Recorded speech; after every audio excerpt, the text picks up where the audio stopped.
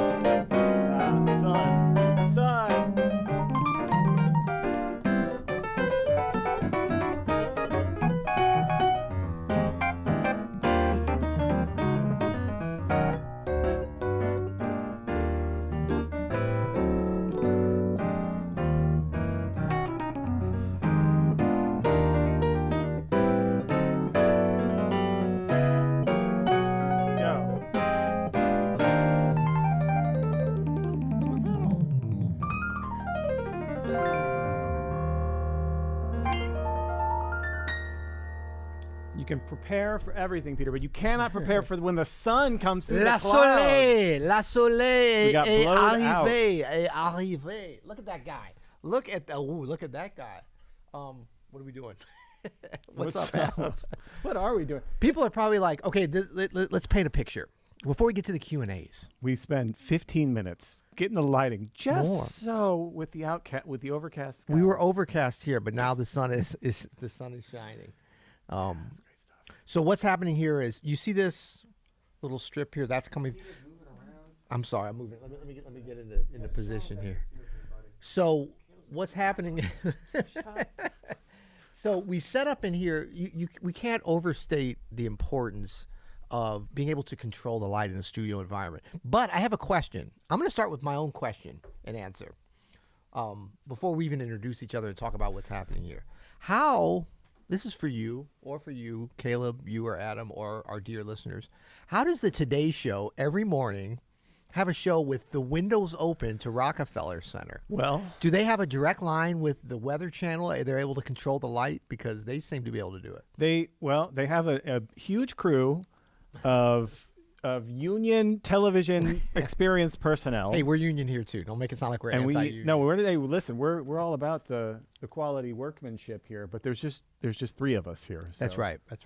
one of us is doing all of the sound, all of the lighting, and all of the switching. Well, in full disclosure, we came in and produced. And the other two were playing giant steps, just to be clear. Oh, so. But I got a couple things done. I checked my computer while we were playing, and I cleaned some cookie that I had spilled on my keyboard before, so that was exciting. Well, I think we're ready to go.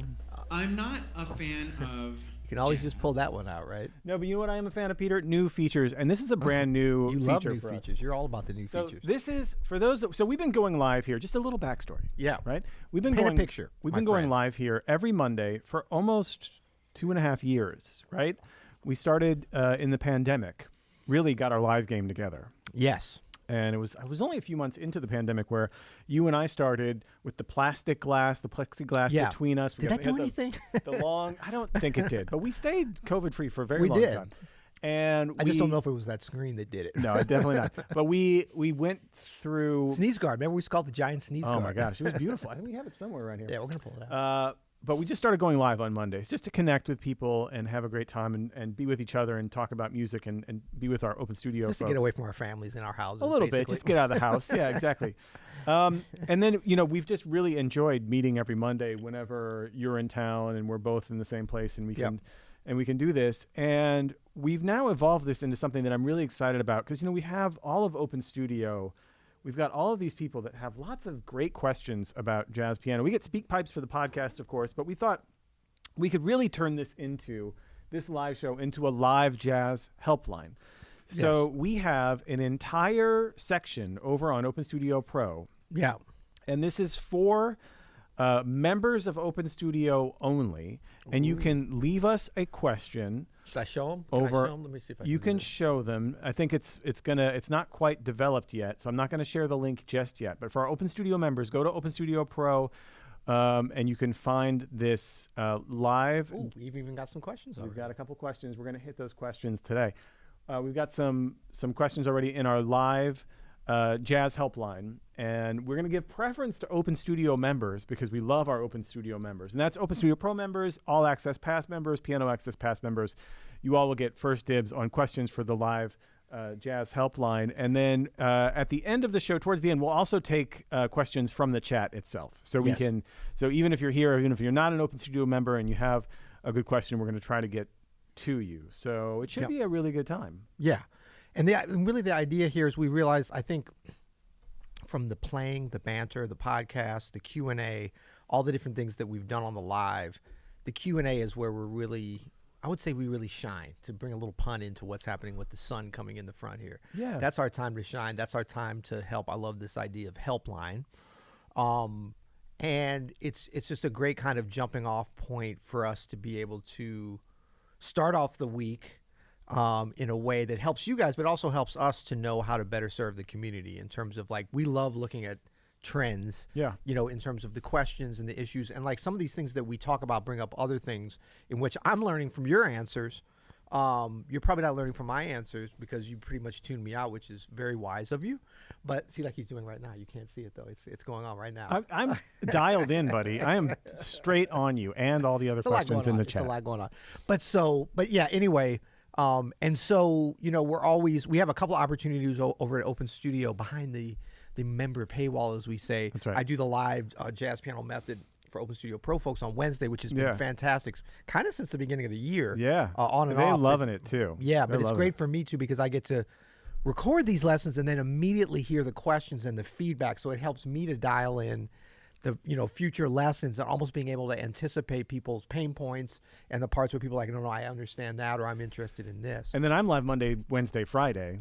Right. Over there. And you're getting incredible feedback that we're using. I mean, we've created whole courses based upon tons of courses that specific feedback. But also, I mentioned this live thing today over there. Yeah. And everybody was like, oh, okay, cool. But, you know, they've got access to us at Open Studio Pro all the time anyway. So I was like, oh, you guys, you get your questions answered every day there. But if you're just a regular Piano Access Pass member, All Access Pass member, you can go to this new section. You can ask us your question. You can do it in a video form. So even if you want to like play a little section that we can see and say like, what's going on here with this? We're down to like play the video live on the show as long as you realize you submit, you're ready to share it with the world here. You have to follow our 17-page legal. Yep, you got to sign an agreement. You got to sign an agreement, and then you have to fax it because that's apparently the only. Can we talk about that real quick? Sidebar. Can I do a little side rant? Oh, you want to do a little fax rant? I'll remember in a second. It was something. It must have been something medically connected that was still requiring. Yes, it was a prescription for my glasses. No way. They wanted a fax? They were like, I had the prescription done by an eye doctor in New York. And I had a copy of it. And they said, no, we need to have a physical copy. I had a copy of, on like the email, like a PDF or whatever on my phone. I said, can I email it to you? No, we're not allowed to accept anything by email. It has to be via fax because that's considered secure in the medical community. That's wild. First of all, it's an eyeglass. Electronic. It's I mean, I could have read the numbers. It's a very simple prescription. You'd be like, okay, well now I got to go to Kinko's in 1995 to be able to fax. Luckily, apparently this is a thing. The doctor's office in New York had the capabilities to fax because they require the same thing. So they faxed it to St. Louis here. Anyway. But that's not what people are here for. They're here to hear our questions. They're burning questions, not about medicine. And a shout out to Rachel Morgan, who's up in this chat. What's up? What? Rachel Morgan, one of our faves. Right. Who faxes anymore? Well, my optometrist does. Okay, so let's get right to it. We have a couple of questions. Caleb, and look, let's just be clear. Anybody can ask a question. We're going to give priority to our Open Studio folks because that's how we roll. But we hope to be able to get to as many as we can. So Caleb, why don't you hit that the first one I sent you? Ooh, I like that. And I'm going to send you another one, as you heard just there. You want me to read this one? Adam, you want me to read it? Yeah, go for it. Okay. I just had to get the boss man's. Okay, this is from Jake. What is your process for learning new standards? Then how do you keep track of all the different ones that could get called? I find I end up moving on from tunes and only work on new stuff while the last one gets rusty. Also, any tips on after you finish a transcription, how do you guys go about stealing stuff? Okay, Cool. So this is two different questions. Let's break this down. We're gonna knock both of these out. Okay. We got it. The first one: how do you go about learning new standards? Now, I'm assuming you mean sort of standards, as in not new standards. We talk a lot of times about new standards, which is what I would call like tunes that should be entering into the standard canon. 20-year-old and younger tunes. Right. But I'm assuming you just kind of mean new standards and new tunes. But either way, it's kind of the same process. And as far as keeping track of those and keeping track of ones that you learned, I think just like a good old pen and pencil journal or pen and pencil. What are you gonna do with a pen and pencil? That's gonna be tricky. I'm taking notes right now. No, but I'm saying a pen and paper, I should say, or like a practice journal. Totally. The Pujo would work. Well, we have our own practice journal that has a tune list that you can keep track of tunes you want to learn. Right. Yeah. So so let's just talk about the categories. You'd have ones that you want to learn. Ones that you've learned, and really, like, that's really the only two. You could do like ones you're working on, which might be in your daily flow. Well, but pianists and guitarists and bassists, we have ones that we know the changes to, right? Because we got called out on a jam session, right, and we learned it. We learned the changes with the saxophone player like 4 times. Yeah, but we still don't really know the melody. I know, that's but this is partial learn. I know, but that's why I'm saying don't keep a list like that, because we want to avoid. That's really a tune to learn, is what it is. It is, but that could be low hanging fruit because you've already played it. You know the form, you know the changes. Like you already kind of know. You have your foot in the door. Yeah, but we don't. But I'm saying you got to just. To me, put that to the top of your tunes to learn list. Because if you get it in your mind, oh yeah, I know that, you're always going to be like. So we want to thoroughly learn tunes. So no shame in having on your tunes to list something that you've always wanted to really tighten up or learn the melody or whatever. Because these tunes, you don't know them until, like, just because you can sing them or just because you know the changes one part of it, we need to put all the things together. And I just find, like, if you document it that way and kind of treat it that way to yourself, that's kind of the pathway to really making some progress. It's not about trying to learn 10 tunes this week. It's about trying to really find your schedule based on the amount of time that you have to practice. And then knowing that as you're learning more, especially in this a little bit more methodical way, you're going to be able, the process is going to automatically speed up, not by you having to force it to be sped up. Yeah, totally. But then on the tunes that you know, I find it helpful just to be going through and having a system wherein you review those. So that really could be one a day, I would say, for most people's practice flow. You could certainly see if you could knock out more than one, and maybe you find that you don't know them as well as you thought, so you're reviewing more like one every 2 days. But the idea is the ones that you know, you're constantly cycling through and just playing it. And if you play through it a couple choruses and you're fine, then your review is done. If you find yourself going over and over, having to go through it over and over again, then that needs to become like a tune maybe to work on some, not really to review. Absolutely. And that's just kind of simplify things. So then you kind of have ones that you know and ones that you don't know. So sometimes things that you think you know and that you're just reviewing are going to go back to the learning category. Also, the easiest way I find, even when I'm practicing tunes, Jake, is to just start playing them on your gig. Like, put them in your repertoire. Really start performing them as soon as possible. Yeah. Because it's going to force you to kind of come up with an arrangement, and it's also going to force you to learn it. And by the way, that means learning it and performing it means no sheet music or real book or anything like that. Yeah. Really just know it and force yourself to memorize it so that you call it on a gig, and just keep calling it, and you will know it after 4 or 5 gigs. The best way to learn it from scratch is, we live in like the golden age of research on this stuff. So, you can literally just Google the tune, figure out the oldest possible version, go listen to the original version of it, whatever that is. If it's a jazz standard, there's probably on Spotify or YouTube or somewhere where you can find it. It's probably easy. If it's like a really old Great American Songbook, sometimes it's really hard to find. Yeah. The original 1929 cast recording of some Irving Berlin thing, right? Yeah. It's like going to be impossible. But you can find like the earliest, usually hit recordings, usually by Bing Crosby or Frank Sinatra, someone like that. You know what I mean? That's a great way to learn it, and learn it from the record. Yeah. Use the real book or whatever sheet music you have to kind of compare notes, but see if you can learn it by ear from one of those original versions, especially if it's a jazz standard. Like if it is like we just played Giant Steps, learn Giant Steps by listening to Giant Steps. You're going to learn it way better than you are trying to figure out, wait, B major 7, D7, G, right? If you learn it from the record, then you get like, okay, it's B major. Paul Chambers is playing this. Right. Okay, that's interesting. Like playing a whole tone scale. I wonder what that has to do. All of these other mechanics are going to come into play. So, go back to the original as much as you can, and then perform it as quickly as you can. And then, can I get to part 2 of or part 1A? Well, I'm going to add one thing that we've talked about a lot, but for some reason, folks overlook this, and I think it's the most important part about learning a new standard, and that is to listen to it. Maybe this what we'll call a reference recording, an older recording, not older, more original or reference. And I there's no right or wrong answer with this. I tend to a little bit more modern versions to make for references, but older ones are good too. The main thing is you want to find something that you really like. Yep. Because you can't, sometimes, you got to learn a tune because you just have to know it, but these tunes have been recorded a lot. Yep. Find something you like because you need to listen to it a lot. That one recording of it. Don't try to listen to 10 versions of it at the beginning. Listen to that one that you love, the one that somebody tells you it might be us, it could be whoever, it could be yourself, but that one that you're going to focus on. Don't get caught up in in analysis paralysis and decision fatigue in terms of like, which one is this the best one? No, the best one is the one that you like and that is going to work for you. Any of these can work. So find that recording that you love, listen to it over and over again to the point where you can sing the melody along, where you can sing some of the root movement, maybe even pick out a few of the notes. Before you go into trying to learn it too much. I'm seeing people dive right into learning something, then they get caught up in the page, they get caught up in a process that makes things a lot more difficult and a lot more complicated than they need to be. Agreed. And then, to your question about, can you put the question back up on there real quick? The old question? Yeah. Well, it's the current question. It's not old until we've rejected it and moved on. Because there was something about how do you keep up with all the tunes? Yeah.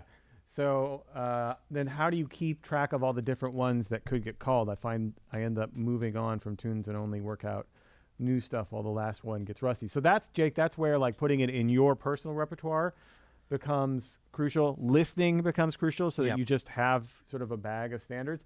But also, you just got to accept you're going to get called out every once in a while. Not everybody, unless you're like Bill Charlap and you know every single tune and intro and verse and whatever, like a lot of people are it's even regional and then down to different players and bands of what they know.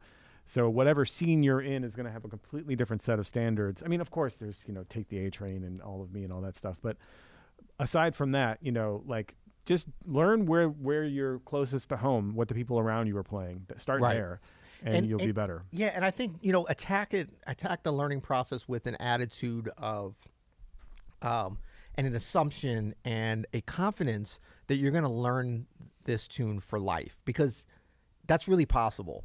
It's just a matter, and look, what really separates, I think, the elite players from the aspiring to be elite player, not elite players, not elitist. I've been getting a lot of people keep saying, "What's wrong with elite players?" Nothing. I just said that being an elitist is a problem in jazz. Nothing wrong with being elite. That just means you're great at what you do, top level, top shelf. But the thing is, that's what we're all aspiring to be, right? And so, if we learn a tune the same way that an elite player would learn a tune, we might be a little bit slower at it. We might not be that's good though as good, but we can still learn it just as deeply as an elite player. No, slow is not bad. So it's just like if you're learning to pitch, a curveball or a fastball or what. I've been thinking about baseball way more than I want to because I keep getting texts from Christian McBride. Oh, he's got to be about over the Philadelphia moon. Phillies. I try to put the season behind me. So no, but the thing is, like, if you want to learn how to throw a curveball, you're not going to end up, no matter what you do by tomorrow, as being able to pitch it as great as somebody that, professional MLB player. But so you're going to take a little bit longer. You're never going to maybe get to that point, or at least not quickly. But you can get to the point where you can consistently throw that, and you know what that pitch feels like. So that's the thing with these tunes. Like, don't think like, oh, I'm never going to be able to really get it, so I'm just going to move on to something else. You need to stick with that. Now, don't stick with it for a year. We need to put some constraints on us. And stuff is going to, just because something feels rusty doesn't mean you don't really know it. That's why we talked about at the beginning, that review process. If you go through that review process and you've got 80% of it and you just need to kind of check a few things, that's fine. Now you're rusty. You were rusty. Now you're not rusty. No problem. But we want to attack learning these tunes deeply. And so that takes a little bit more time than some folks are willing to put into it. Yeah. But you also want to be focused. You don't want to be trying to learn 5 tunes at a time and stuff like that. You want to be, I think, learning 1 tune at a time. Totally agree. Maybe 2 or 3. That depends more like how much time you, like if you're practicing 3 hours a day and you are very efficient and know how to focus during your practice, like you could easily be learning 3 or 4 tunes at the same time. Just like people that read books. Some people can. My wife is like, she's always reading 2 or 3 books at the same time. I don't know how she does that. But I mean, she can do that, and then she's like, oh, I just want to change of pace, and then I'll come back and do that. So, but she also spends a lot of time reading. Yeah. So that's kind of more just personal preference, how you want to do things. But it's a very exciting thing once you start to really deeply learn these compositions. Because then you don't have to come back to them a lot. That doesn't have to, I mean, you don't have to come back and review them that much. So, Peter, since we started the show, we've got 2 additional questions in the Jazz Helpline Live area. Oh, that's awesome. Over on Open Studio Pro. If you're an Open Studio member, go to Open Studio Pro to the Jazz Helpline Live. That's the name of this show, by the way. Also, if you're new to this channel, subscribe to the You'll Hear It channel. This isn't the regular Open Studio channel. This is just for the back and forth, for the live stuff. This is just to confuse folks as to what's It's not confusing, man. It's a secondary channel. We're real YouTubers. Oh, no, see, I sent Caleb the questions, man. Let him put them. Oh, sorry. Yeah, sorry. come on, man. My bad. Well, that used to show us in that. I don't know what's going on. We got a system. Too many cooks in the kitchen. So we have, there's a second question to Jake's question. And so we're going to, with this show, please put any questions you have too in the chat. By the end of the show, the last 15 or 10 minutes or so, we'll try to do rapid fire chat questions. Rapid fire chat. But hold on, Caleb, can you put back Jake's question? We have one more that is actually, I saw in the chat, other people were talking about too, from Jake. Also, any tips on after you finish transcription, how do you guys go about stealing stuff? So we actually just talked about this today. I put an assignment in the Piano Masters Club. We've been transcribing Wynton Kelly's solo one, What's New, from Smoking at the It's a half note. At the half note, Yeah. at the 5 note. I was going to say, Smoking at the half note. And Smoking at the dispensary. That's right. And we were talking. So the assignment this week was what is your favorite moment in the solo? What's your favorite phrase? Learn that phrase. Take it through 5 other keys, at least 5. I mean, all 12 would be great, but just do half. Like this first week. Take it through 5 other keys. Learn I mean, we've already learned the phrase because they transcribed the whole solo. Take it through other keys, and then figure out where you might put this phrase in other tunes. Yeah. Right. And so then when you would to play, so like if you had a phrase, I think I used like, right. If that's your phrase over C minor, right now, okay, that's over C minor 7 going to F7. So if that's on, What's New or whatever. Oh, okay. Well, then I can play that, like on, right. I can put that in any 2 chord going to a 5 chord. It's going to work. But using that idea, taking Wynton Kelly's idea on that, and then trying to, at first it's going to feel like you're forcing it, but that's how you work through this stuff. Learn it in a bunch of keys so that you understand it at an intervallic level. And then, practice. And by the way, when I mean put it into another tune, so I don't mean just play the melody to have you just Jones. I mean, you'd be like in line in your improvisation.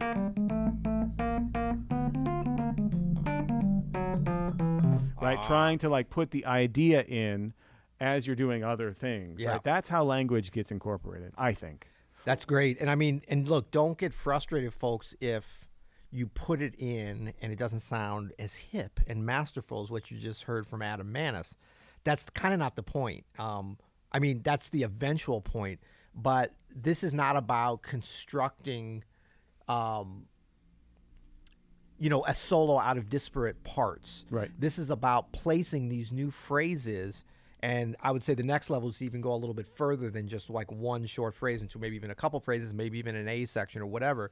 But it's about taking these things that we've learned from the transcription and putting them kind of as quickly as we can, i.e., as you're learning it and you have that part, or maybe even the whole solo, and you can go back and, as you say, pick your favorite parts. But it's about placing these phrases in different places from the tune, so that from the original tune. So that could come with different tempos. We often talk about putting them in different keys, like you said, 5 different keys or whatever. But it's just doing anything different with it, putting it in different tunes, putting it on a ballad, taking that phrase and doing it on a ballad or whatever. And so it really is fun because this gets into some sort of creative practice areas where you're like, wow, how else could I do it? It's not about creating the perfect solo, because we ultimately don't want to take, I believe, any of these phrases and make them a part of our specific and intentional repertoire. In other words, that we're playing along and then we're like, oh, I'm going to take that phrase I stole from Wynton Kelly. It was my number 2 phrase, my second favorite phrase, and I'm going to insert it here. No, we want it to always kind of come out, randomly, really, within That's right. like you want to hear it. you want to hear it, but That's you don't why- even want to know what it is that you're hearing. No, you're not thinking like insert Witten phrase number 2A. No. What you want to do, why you take it through keys and why you practice putting it in tunes is so that you're hearing it in different situations. Right. And that way, when you're playing, just Have You Met Miss Jones on the gig, you just hear it as part of your language. Yes. And it becomes part of you. Absolutely. Caleb, can you go on Peter for a second? Check this out. We're going to go on the fly. Peter, maybe hit Yes. the next question here. As well. Okay. So how do we get rid of that there? Did I oh. Should I put it on here? Oh, you got it? Okay. So the next question, thanks for that question too. Those two questions. We're still on Jake's, right? Okay, here we go. This is from Steve. I never understood the place of sus2 chords in jazz, if there is much of one. Generally, in what musical context are they used in any style of music? Okay, sus2. I'm going to go out on a limb here because I don't totally know what this means. I mean, what you mean by sus2. Ooh, I like it. Moody. That's a sus2 atmosphere that you're establishing there for us. I appreciate that. Okay, so, you know, a lot of times we call these 2 chords. I'm thinking about Prince. I'm thinking about a lot of pop stuff. I'm thinking about 2 chords over the 3. So this is like a C2, C sus2. And isn't Adam typically a sus2 like we're suspended between the 2nd and the 3rd? That's exactly right. Right. Between the root and the 3rd, generally. So like. So the root and the 3rd. Like, because like a sus4. Instead of the 3rd, you're going, instead of the 3rd going up to a 4, it goes Yeah. down to the 2. Right. Okay, so 3rd going down to the 2.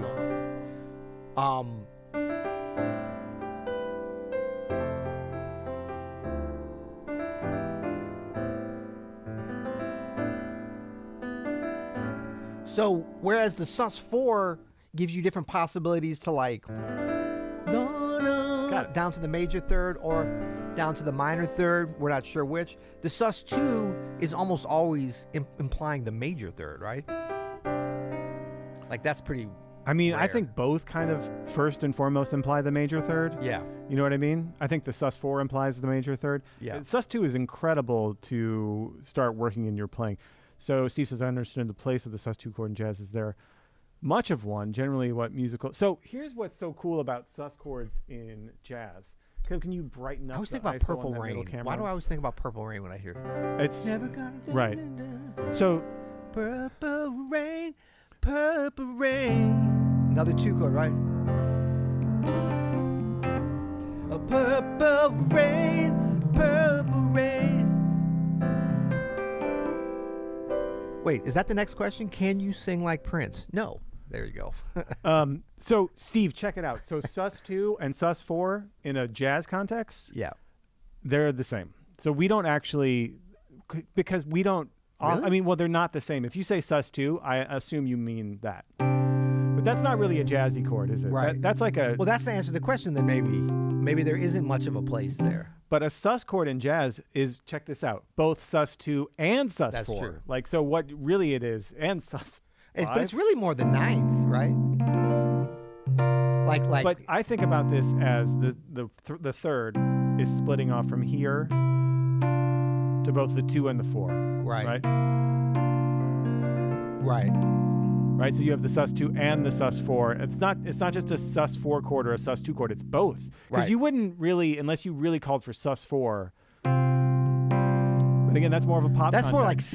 C2, not C sus2. Exactly. Yeah. But if you saw a Pop chord. C7 sus in any jazz context, you're doing the whole. I know you, Peter. You're doing the whole thing. Yeah, exactly. Yeah. hey, I'm not a one-trick pony. I'm No, a, but I mean, a two-trick pony. But that's what we all do, right? It's Yeah. not like we do one or the other, unless it says sus2 or sus4. Then they want that. Now, if it says sus2 over the 3rd, so if it says C sus2 over E, that's a moot chord. That's moot chord, right? Oh, look, he got serious there. That- He's no, like, that's a hold moot- up, don't mess with my moot chord. That's a moot chord. That's a Steely Dan chord Yeah. there, and it's one of the But greatest. that doesn't have a 4th. No 4th. What's that? No 4th on that, right? What's that? No 4th. It's just the 2nd. Oh yeah, that's just the 2nd. Yeah. But would you call that a C2 or a C sus2? I would call that a C sus. It's well. Over. No, No, I'd call that a C add to, I guess. Yeah. I see this as C2. If I see C2 over E, or if I want this kind of sound, I write that. I mean, and in jazz, like that's, I think that you're going to encounter that a little bit more. Not that there's anything wrong with having it straight like that, the straight Purple Rain chord too. All right. Caleb, we have one more question there.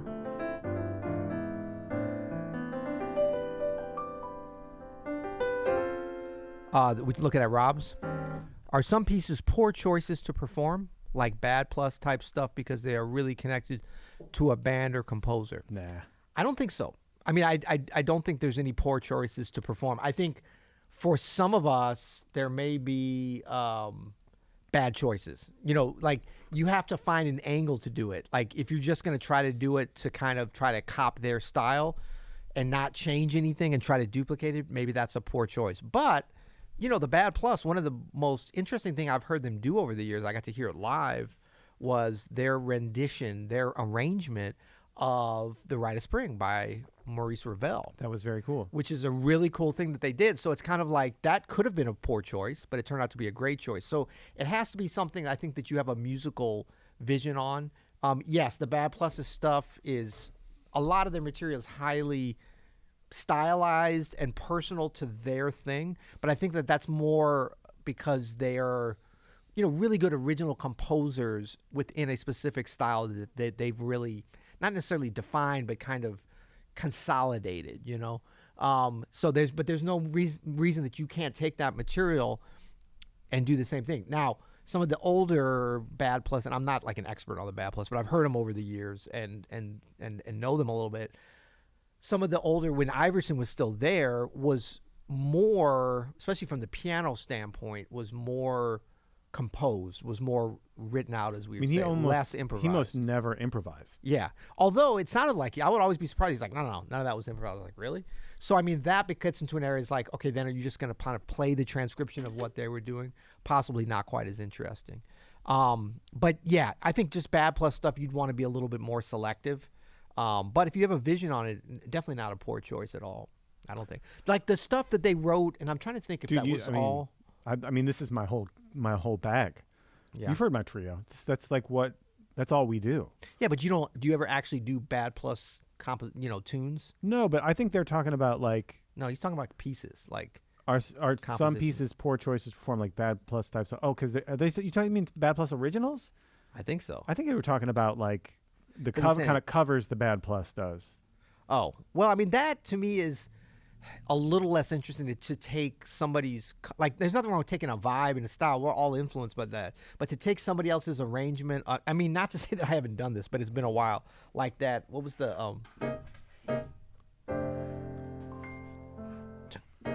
that Ahmad Jamal arrangement of Old Devil Moon?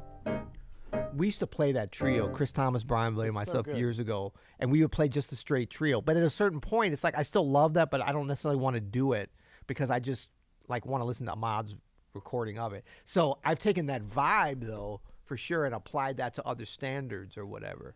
So I think that might be sort of the reference point between playing their tunes. Like, okay, the Joshua Redman, the Bad Plus One, that record, that's got some slick tunes that you could play kind of like you would a modern jazz standard, I think, and be able to pull off. So, but maybe not some of their other stuff that are just arrangements of other tunes. Yeah, I don't know. So if you're talking about, it's true. At a certain point, you just want to hear that composition or that style of arrangement. But there's nothing wrong with picking the kind of tunes that they were arranging at all. Yeah. You can easily get away. I mean, Robert Glasper was at the Blue Note last week playing Radiohead songs and all sorts of stuff. And it sounds great. And it is part of this music. It's part of the history of it. So, I mean, in my own trio, Peter, we play like, that kind of stuff. And it's, there's long solos and we stretch it out and everybody digs it, Yeah. So that's maybe an example too of being sort of informed by, repertoire choices to be able to sort of turn into new jazz standards or new approaches, like being open to that and getting inspiration to like, wow, it could be Radiohead, it could be Nirvana, whatever. It could be, like it kind of opens up your mind to different possibilities, but it still has to come from something that resonates with you. I mean, I've ended up doing, a fair amount of Stevie Wonder, like solo piano stuff, and I've recorded it with band or whatever, because I feel like that's some of the most fertile musical ground. And I love those tunes, and I grew up listening to them, and I think that they speak to me. Totally. It doesn't mean like these are the standards and we don't do the other ones. No, this is just something that I like to do. But sometimes I'm making arrangements of them. Sometimes I'm kind of playing them straight. You know what I mean? So I think it's like using your own intuition and definitely some trial and error. Because sometimes you're like, I know I've gotten into situations where I was like, oh, I'm going to do this tune that I heard somebody do, or take this tune and it's going to be so slick. And then all of a sudden it's like, oh, this isn't really working. You can't force these things, and not everything's going to work. I mean, some Stevie Wonder tunes I've tried to do in a jazz situation or just piano situation didn't quite work out. They were fine, but they weren't, as great as some other ones. So, you looking at what I'm looking at? We have a fingering question. I know. Should we try this one? This is actually the perfect. So, at Open Studio, we famously don't like putting fingering stuff in our lessons because it's so personal. Right. And it's so specific. Yeah. And it causes so much angst if we don't do it correctly. Also, it's just a lot of work. Yeah. No, but it is like to spend time. I'm going to start shedding on this side. Yeah. But specific thing. Also, because when you're improvising, yes, good fingering is important. Yeah. But you need to learn how to improvise fingering. I've never had a lesson on that or anybody tell me, except for just general good fingering. Keep your thumb off the black keys when you can. Keep your pinky off the black keys when you can. Try an economy of motion. Listen to the sound you're getting. All of that stuff. Yeah. Well, let's tackle this one, because I'm down to tackle this. I agree with what you're saying, but I would say that I think when you're transcribing something, that's the one time when you do get a chance to kind of develop some of the skills to be able to improvise your fingering. You know what I mean? So this is a chick lick. Okay, so the big thing on this is like, how do you set yourself up once you get up to this? And then we'll talk about how we're going to get down. But this, because what we don't want to do is, even though I can kind of stretch that, that's like a low probability of success, right? Do all of these in one hand? 1, 2, 3, 4, 5. Yeah. Well, you're just not going to get a clean sound, are you? That was my artful way of saying low probability of success. All right, so we're going to go under somewhere. So the question is, what immediately jumps to me is either 2 or 1 to start with. If we start on 2, we're coming under with the 1 on the G. So we could go, and then we go up to the 4, which I would definitely think that's a better landing place than 5, because that gives you some good options. What do you think of that? 2, 3, 1. Now I'm messing it up with that though, so that could be It's good. This is a chick phrase. Yeah. It might even be 3-2. Oh. He was known to grab stuff. Yeah, but I don't think you need to do it on that. You but definitely don't. I do feel like when you break them up, even if there's nothing, well, we would know if he's playing something in the left hand or whatever. But I can't see that. Yeah. But I think you're 2-3 in the right hand. 2-3-1. And then 2-3-1-2. 2-3-1. I would go 5. Up. Yeah, maybe. Or 4. 4 works. If you do go 5, that gives up an interest. You could go 5, 4, 3, 1. Yeah, that's what I was gonna say. And then you're set up for Or 3, 1, 3, 2. Or 5-3-2-1. Yeah. But I think the main thing, like, you have good options, and those are almost equally good, I think, coming down. The main thing is setting it up. And I don't see another way if you're not going. Now, this could work 1, 2, 1, 2, but that's risky. You're asking for a cack with that one. I know, but not as much as the 1, 2, 3, 4. No, I think you're right. Because look, this is the thing, and you're never going to be able to think about this in the moment. But if you're going to go, we're going boom, bum, we're going from one place to another, right? And the most important thing is not where you're starting, it's where you're ending up, because the phrase is.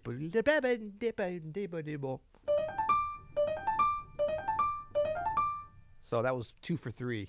That's pretty good. 1-2-1-2? That's 2, 3, 1, 2.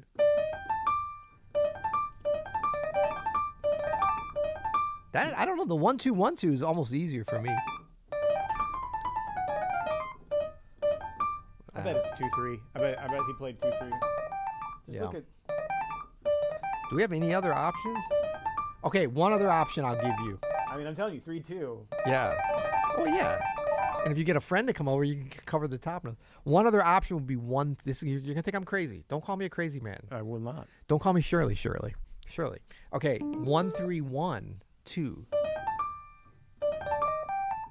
That's good. Yeah, like because that. that reduces your risk of missing that. If it's fast, though, it's going to be awkward.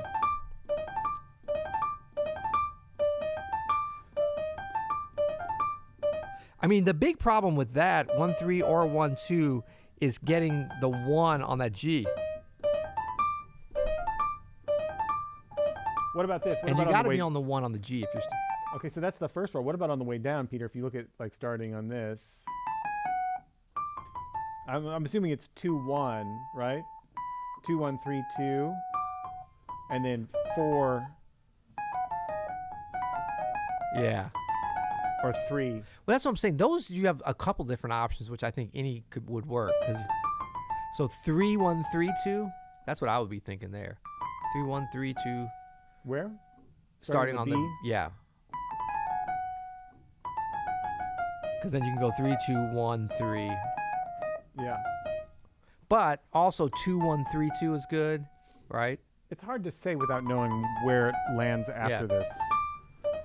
Yeah, my favorite is and look, with all these kind of fingering things, you got to do it more like we're speeding it up quicker than we should.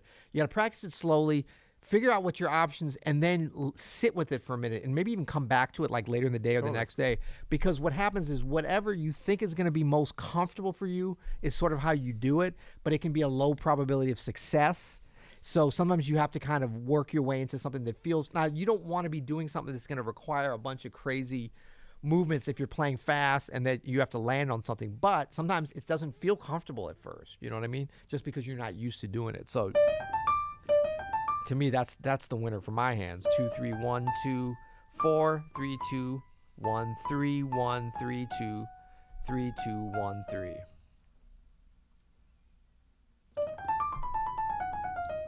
That's the one I would be most confident in doing.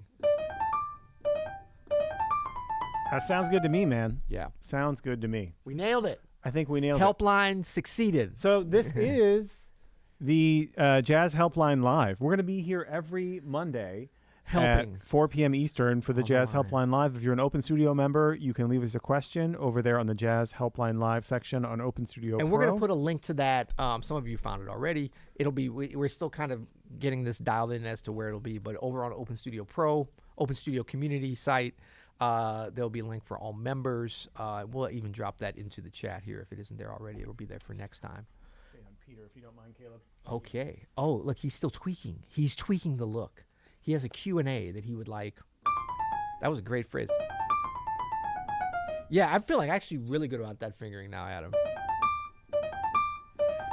And, you know, we want to think about always with fingering. Do we have a hand cam? Okay, so now I said high probability of success, and I cacked a no. But we want to think about setting ourselves up. You're not going to have every, finger in position for success on a little bit of a complex line like this. So you want to identify the notes that are most important. So like I said, that top D is the most important part of this phrase. And to me, going up to 4, I know a lot of people are going to be like, oh, it's easier on 5 because I don't have to stretch out your hand as much. And if you do have a smaller hand, that might be a reason to go up to 5. But to me, having that 4 3 2 1 and then 3 there is just so like such a thing to look forward to that it's worth it.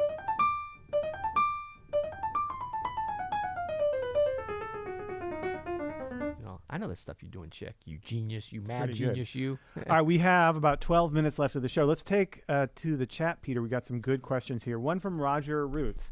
Adam and Peter, what is your best advice to keep on going and don't hear about people critics? Why in jazz there's so much competition? Love your lessons, amazing musicians. So You got to have your critics, Roger. First of all, it's Yeah. going to happen. No Mama matter what said you're there's going to doing. be haters. Mama said there's going to be haters. She literally told me that, my mother, last night. Yeah, and no, peeps, you should see the YouTube comments. Yeah. The behind the scenes. You're going to have haters. The thing is you shared this really cool clip of Roy Hargrove from yesterday. Yeah. Where he talks about you have to just live this music, right? We talked about Mono Neon's thing that, don't try to please people and don't try to be certain kind of musician and have expectations. Just you live a musical life. Right. And it's that same kind of thing. You are immune to critics if you're doing it for the right reason, Roger. If you're doing it because this is what you love, because you live, eat, breathe, and sleep music, and you want to do this with your life, you want to be one of those people that plays music for other people, then you'll be fine. Then critics don't matter because you're doing it for you, So that's how you keep going. Yeah, and I think that, one thing with, be it negativity, critics, any kind of what we colloquially call haters, the idea is like, expect that, okay? And then, depending on the situation and how non-isolated you are, also expect the praise, you know what I mean? But then don't pay attention to any of it. Yep. Because if you're getting, positive, now I'm not talking about from your loved ones, from us, from the positive folks out here. I'm just talking about in general from people that you don't know. It's very easy to attach yourselves when somebody praises you or says something's great. But you need to detach yourself as much from that unless you really trust them and understand them and are looking to them for some kind of, approval or edification or education. So that makes it easier to detach yourself when the negativity comes and the things that can derail you. Once you know you're on the path that's right for you and you're moving along, I think it's possible. I know it's possible to do that, to hold on to the things that you believe in, but to still be open-minded. This is not about like, no, I've got it all figured out. No one else can say anything about me. I mean, we both, get some crazy comments on YouTube and different things, and we don't totally ignore them. And, sometimes I'm like, wow, they're right. Because just because something comes across as negative doesn't mean that they don't have a point. It's, you can't just be like, oh, they're stupid because they don't believe in or like. This isn't for everybody, and that's fine. It's not for Richie Byrack. Okay, Lance has a question.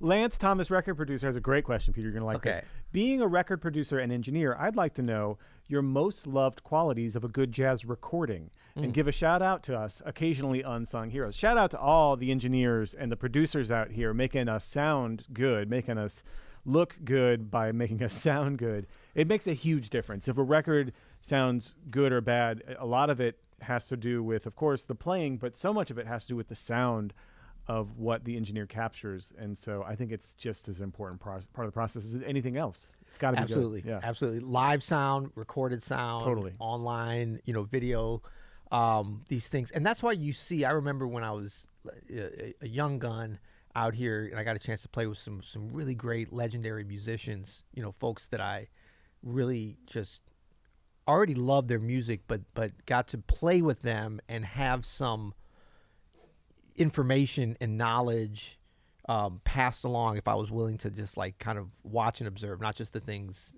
that they would do or the things that they would say, but the whole kind of process about how they went about being in the music business beyond just like the F7, D7 or whatever. And I'm thinking about like Betty Carter in particular.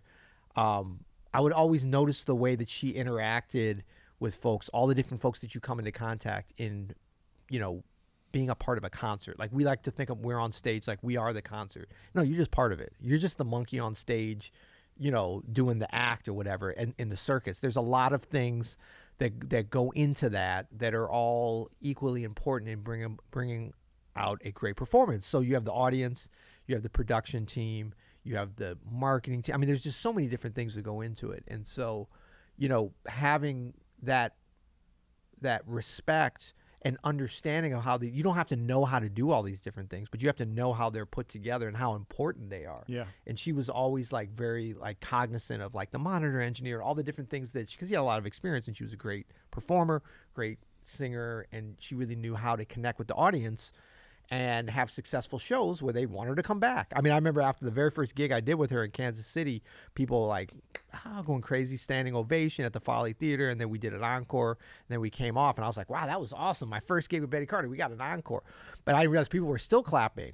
And she was like, yeah, that's the way it's supposed to be every night. And I was like, second encore? I didn't even know that was like a thing. But that was like her level. It was like, oh, if you just got one encore, you didn't do something right.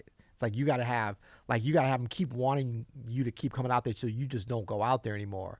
And she explained it later. She's like, that's when they want you to come back. Not a year later. They want you to come back 6 months later, the promoter or whatever. She had a whole thing with that. But she also understood that you didn't get that just by a fantastic performance on stage. All these different pieces, the booking agent, the lighting, the sound, all these different things were put together in a way. So incredibly important. That's so awesome, man. I found that Roy Hargrove clip. Could we play that? Yeah, please do. Really? Could I Yeah. do that, Caleb? Would that be permissible? It's not a faux pas. Do I do it here? Yes. Boom. I love it when a plan. So Let I think go. this is the one. Oh, I already like it. yeah. If you're wrong already, you're starting to try to be a musician or an artist or something like that because you want to make money, because you want to do a job.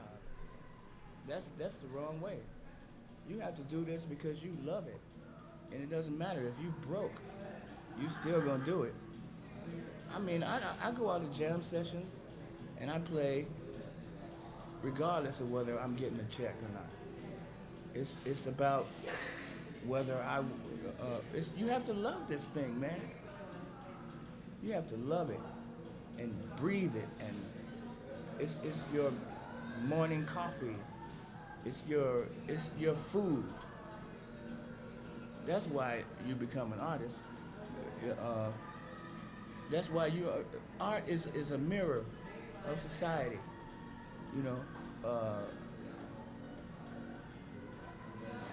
People look to art to help them forget about their problems and their troubles and things like that.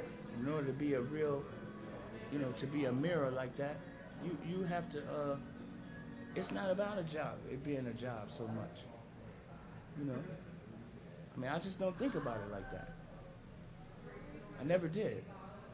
That's right, you gotta eat, but if you're gonna eat, it's gonna come to you.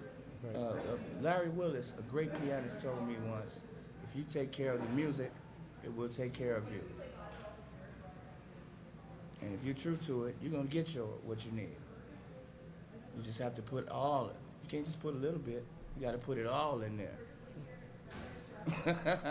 Now, So, yeah, thank you, Roy Hargrove. I'm not even sure if that's the one you were talking about. That's but it, yeah. This is the one. Okay, Yeah. yeah. He had a lot of really cool wisdom.